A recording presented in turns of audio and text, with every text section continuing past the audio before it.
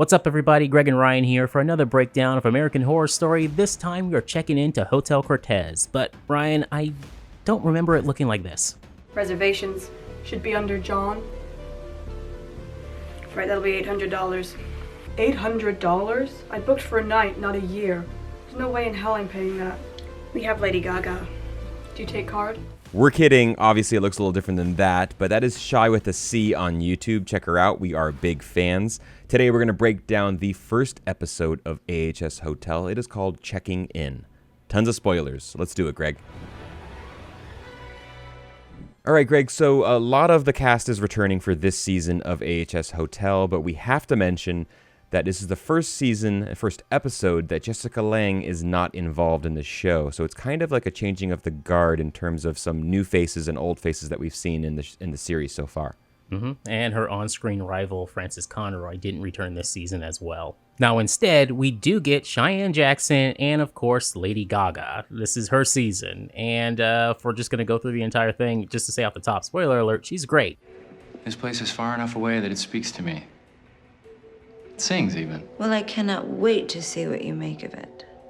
Now, let's first start with the setting. We're in Los Angeles. We're at Hotel Cortez. And according to Cordelia Good, at least, in the season of Apocalypse, this is another one of the hellmouths in the AHS series, which means really bad stuff happens here. Now, Hotel Cortez itself is said to be inspired by Hotel Cecil, which had a very dark history, including some numerous suicides, some murders, and apparently it was very popular amongst serial killers, specifically Richard Ramirez, the Night Stalker, who AHS fans know pretty damn well at this point. Please turn it down. Idol only plays one way. Full throttle. All right, Greg, let's talk about like the style, the setting, the look of this, the beginning of this episode. A hotel, as we talked before, is a great setting for a season of American Horror Story. This specifically, the golden era of Hollywood, the Art Deco stylings, the building itself, the exterior shots, I believe they used the Oviatt building in downtown Los Angeles, which houses a restaurant called Cicada in it. Now, fun fact here, Greg, my sister actually got married, this is years ago, I want to say like 15 years ago, in the Cicada restaurant, and it is obviously it's different than what they used in this shoot and when we're welcomed into the in Hotel Cortez here. But I remember vividly of her getting there's a little bit different. I remember vividly of her getting married right on the staircase above us, and everyone's kind of sitting down there. So when I first initially saw this, I was like, wow, I've been there, but luckily. No one in the wedding, none of us were attacked by ghosts or, thrown into mattresses or attacked by addiction demons. No curse, nothing. No curse, no vampire kids anywhere. So a fun little fact, but we were safe and it was at a fantastic wedding. Now, this hotel set is massive, designed by Mark Worthington. It is 2 stories. It even has a working elevator and staircase. All of it's designed in a soundstage, and it is awesome. So, Greg, we start off with 2 Swedish women checking into the hotel. They're from out of town, obviously visiting. Seems like they're visiting Los Angeles, California for like the first time ever. Yep. Talking about all the touristy things they could do. Mm-hmm. And they picked the wrong hotel, Greg. They picked the wrong hotel to be staying at. I'll tell you that. They asked the taxi driver straight up, where is Universal Studios? When he tells them it's a little far off, they realize they made a terrible mistake picking this hotel, and they try to leave. Unfortunately, when we meet Iris, she tells them straight up there are no refunds. Welcome to America. You've already paid for one night. Trust me. This place will grow on you. Now, this is the one thing that really dates this episode is when Iris tells them that there's, no Wi-Fi and dead cell service. So you can't even use your phone in there. Goodbye. Yeah, we're not staying here. My initial reaction was, what are the reviews like? The online reviews like on TripAdvisor of this place. I mean, why did they pick it? Wi-Fi out the door. I mean, there was bloody sheets being cleaned in the hallways, musty hotel room smells, children dressed in formal attire, hanging out in the hallways like late at night. Like, cool. What is going on?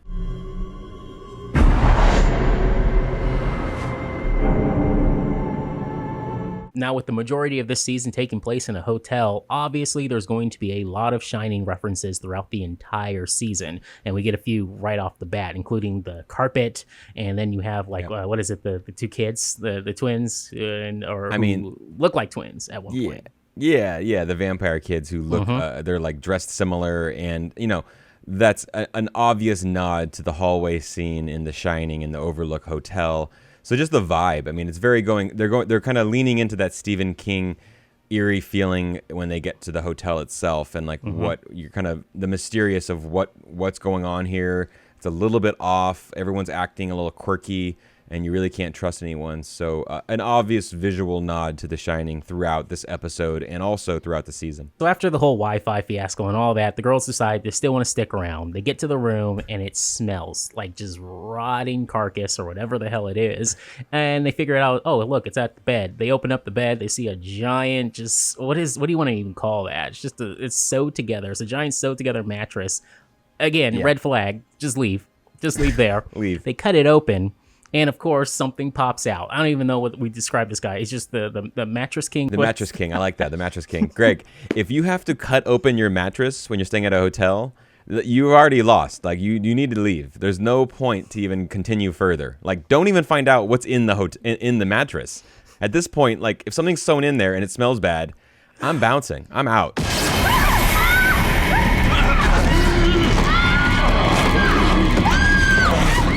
If that wasn't enough, Greg, they literally decide to stay at the same hotel. There's no other hotel rooms, yada, yada, yada. They don't even leave the hotel. They actually stay, and they just ask to get moved to a different room. And then Iris is like, Kathy Bates doing an incredible job. Iris is like, okay, here's room 64 for you. We never rent that out. I trust you. Yeah, I trust you. Please send me to room 64. I'm sure it's going to be great. Now the clock strikes 2:25, of course, and this is when we hear some old-timey music playing through playing through that clock. And this is when one of the girls is attacked by one of the little vampire children at the moment. We don't know who this kid is. All we know, he's just creepy as hell, and you should have just left the hotel again right then and there. Nope. Then we meet LAPD Detective John Lowe, played by Wes Bentley. Of course, last season of Freak Show, he was Edward Mordrake.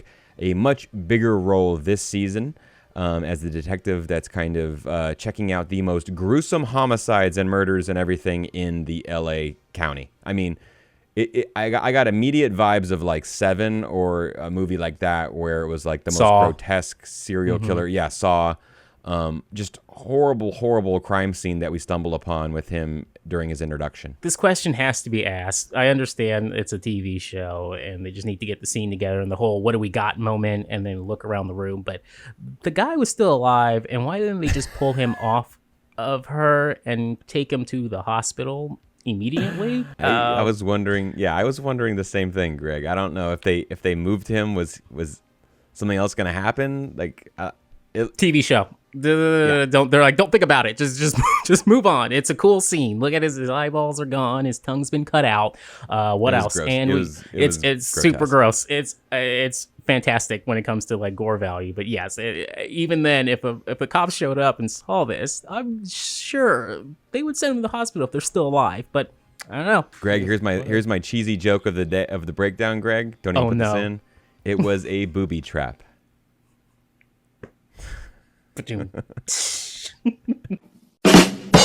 Then Lowe gets an anonymous phone call that's from Hotel Cortez, room 64. Now, that voice sounds a little familiar, but we're going to figure out who it is a couple episodes down the road. Next up, back at the hotel, we get a junkie, Gabriel, at the hotel looking for a hotel room.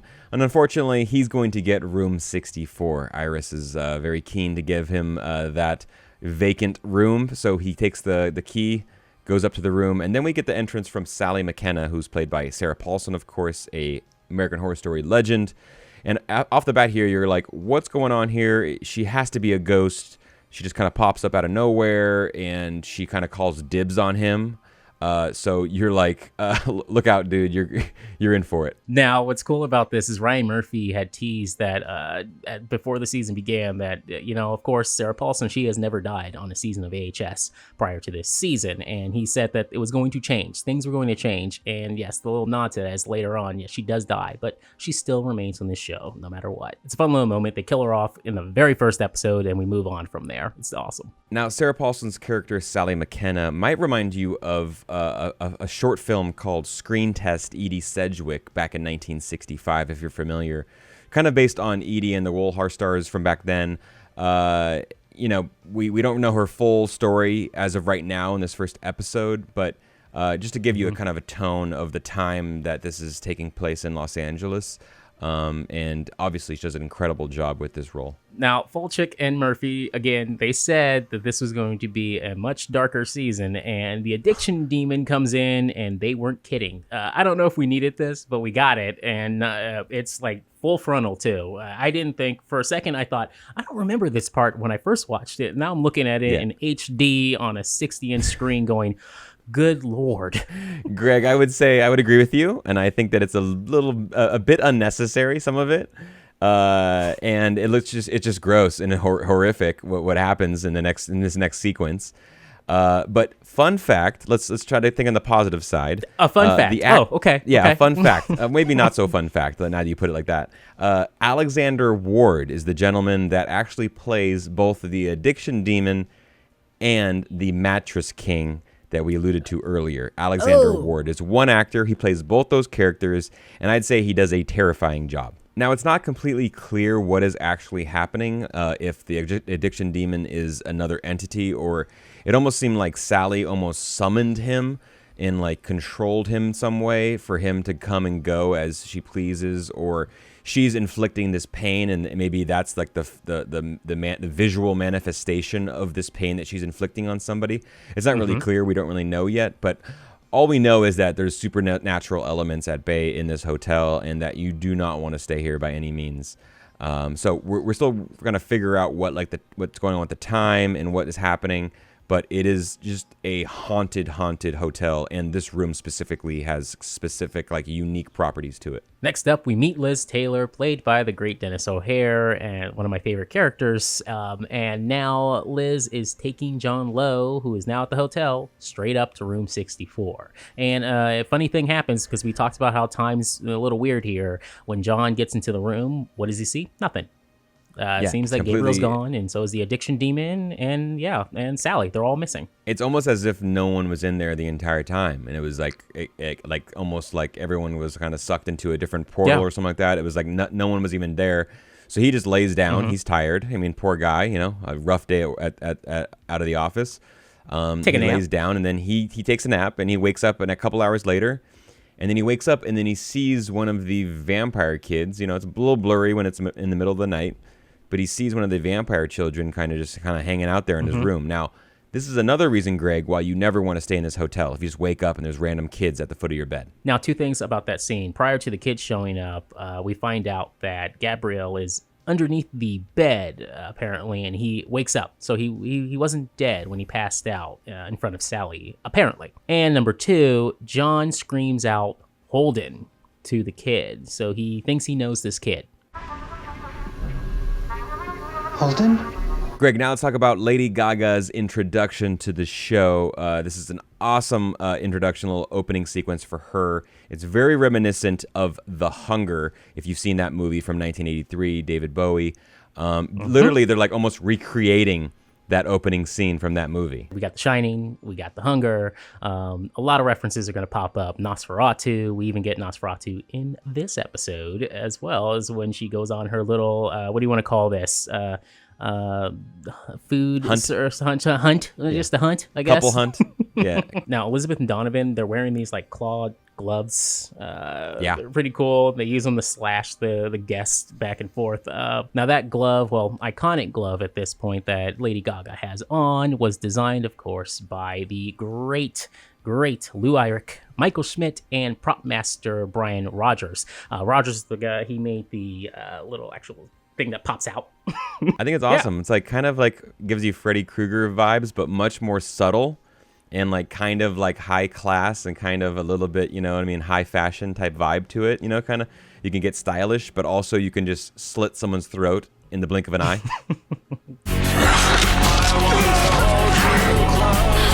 And speaking of props, I also love practical effects. So this scene ends, of course, with a lot of, looks like special effects and practical effects working together, where there's this blood everywhere. So I would love to know how much of this was like a 50-50 or was it a little different? Whatever the case, it was gnarly. Yeah, that overhead shot kind of them on the bed all together and just blood splattered everywhere. It's pretty gnarly and pretty horrific, but it was a good use, like you said, of the practical and visual effects and the costuming and all the set design, all that kind of stuff. I do want to mention, as you mentioned before, that Nosferatu that was played on a movie screening at the Hollywood Forever Cemetery, which is like, you know, a big thing, Iconic. a big iconic place to go, and they still do screenings. Well, maybe not right now currently, but they have done screenings in the past. But like a great setting for what we think are vampires or some type of, you know, supernatural vampires. They're sucking blood and, you know, and killing people. You know, a date night for them. Awesome. Like go to a movie in the park, in the cemetery, and go pick up another couple and then just grotesquely murder them. I don't know how, I guess maybe you have to really be there and think of if some random person came up to you and did one of these like Lady Gaga does, but I'm assuming I wanted to laugh at that, obviously, but think about it as if it was actually, you know, the two actors, if it was Lady Gaga doing it to you, then maybe you probably go, oh, okay, like the siren call, and you would leave with them. But I don't know, that scene, it's pretty goofy, but I love it. That's a really good point, Greg. Yeah, it would have to be someone like Lady Gaga to really pull that off, and it would literally have to be Lady Gaga. Like, I don't know if like some random strangers, some like a couple next to me, if my wife and I were out, we'd be like, "What are those freaks doing right now? They're like motioning at us. Like maybe we should." You would chuckle and then turn back around towards the screen. Yeah, you would laugh. You would laugh it off, and it seems like they do laugh it off initially, but then they're like, "Oh, we're super intrigued. You know, we're at that point in our relationship. We want to try new things." So they go for it. Bad move, guys. Really bad. I mean, hey, they dress nice. I mean, come on, look at them. Let's do it. Let's see what's going on here. Let's go grab some drinks. That is a good point. That is a good point. They look luxurious. They look like they have a lot of money. They obviously live luxuriously in that hotel in the penthouse. They dress nice. They look like royalty. They look like really elite rich people. So, I mean, that just pulled more people in. Another thing we might be overlooking is a lot of times in storytelling with vampires, don't they have some sort of like power, like some telepathic power over you? Like almost like, you know, they're wearing like a perfume or a cologne that just like is stronger than anything else in the world. Like the pheromones are just, it attracts people. I mean, we've seen this in numerous, like Bram Stoker's Dracula and numerous things. So I thought maybe they were kind of using some sort of supernatural power to you know, seduce their victims. It wasn't just that. It wasn't just that. Yes, it definitely wasn't that. They hypnotized them. All right, back at Hotel Cortez, the Swedish women, who Iris refers to as Swedish meatballs. I don't know, Iris. What the hell? They're like held captive now, and they're in like these basically these cylinders, imprisoned in these cylinders with feeding tubes, but they have like neon lights on them. It's a really weird kind of dungeon room that they're basically, I guess the idea here is that they kind of keep people alive for a certain amount of time and get their impurities out, right? For the vampires. They're going to feed them to the Countess. The hotel might have a ton of like junkies coming through, tourists. You don't know where they're from.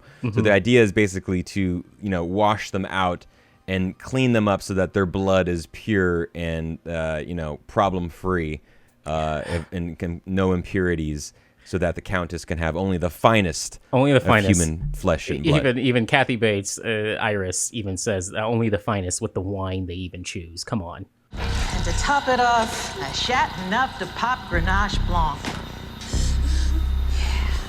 And just before Iris can actually start feeding them through those tubes, Sally shows up, stops her, says she'll take care of it from here, of course. And she likes a little bit of chaos, obviously, so she lets them go just to see what happens next. Next up, we catch up with John Lowe. He's on a date with his daughter, a little sushi date. It's very cute. But then he gets a mysterious call, again, the anonymous call. and he has to go to a crime scene literally that night with his daughter. Not a good move. You don't bring your kids to an actual crime scene or a call, right? And she stumbles upon a pretty grotesque. If you thought the first one was gross, I mean this one's, I don't know, maybe equally gross as well. Red Dragon, right? This is Red Dragon. Yeah. No, was it Red Dragon or Hannibal? No, Hannibal. Now from there we flash back to 2010, Santa Monica at the pier, where John and his family are out having just a good old time, and they go up to the the carousel, and this is where we meet Holden, who turns out to be John Lowe's son. He leaves him on the carousel by himself, and this is a scene that we saw this also in Minority Report.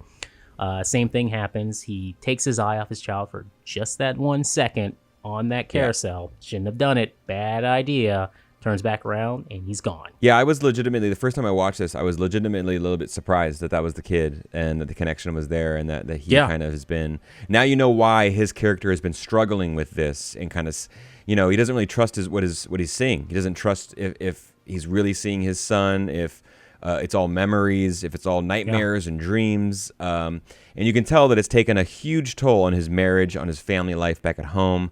Just kind of the idea of losing your own child and not being able to do anything, and wondering what happened, where they are, and being in a public space like that. I mean, how traumatic would that be? So this is one of the most horrific parts of the entire episode that we see here, when he's losing his child off the carousel. And personally, to have to then get over it yourself, to work through that thing. It's horrific. Surprised that he could even do his job as he's doing it in present day. Now, of course, J.D. Salinger's Catcher in the Rye, there is a character named Holden, and what happens in this book? The final chapters of the book are set in a carousel in New York City Central Park. So it's a cool little nod there. Now, back at Hotel Cortez, a familiar face. It is Marcy from Murder House, the realtor who likes to sell people haunted places without any, just no repercussions. She just sells haunted places, and everywhere she goes, people are murdered and killed. Cue Eddie Murphy. Hey, so that's peculiar. I would have been in the house and said, "Oh, baby, this is beautiful. We got a chandelier hanging up here, kids outside playing. It's a beautiful neighborhood. We ain't got nothing to worry. I really love them. This is really nice. Get out. Too bad we can't stay, baby." Now, apparently she has sold the Hotel Cortez to its new owner, Will Drake, played by Cheyenne Jackson. Now, Greg, this is a fun little Easter egg here when we're reintroduced to Marcy. She references a dog that she got years before, Haley. Doesn't reference by name, but that is from Murder House.